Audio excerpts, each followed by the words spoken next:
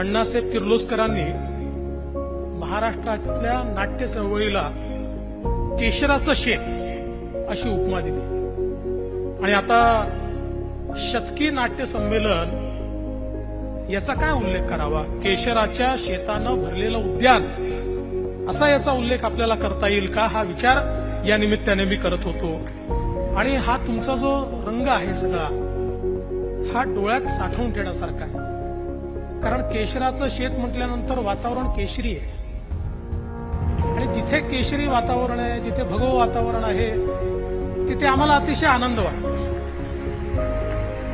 आज बघा ना, आपला राजा हा त्याच्या जन्मस्थानी पुन्हा विराजमान होतो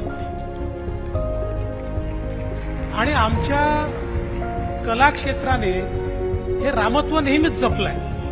पहिलं मराठी नाटक 1843 साली सीता स्वयंवर, पहिला भारतीय चित्रपट 1913 साली राजा हरिश्चंद्र, पहिला बोलपट 1932 साली अयोध्येचा राजा.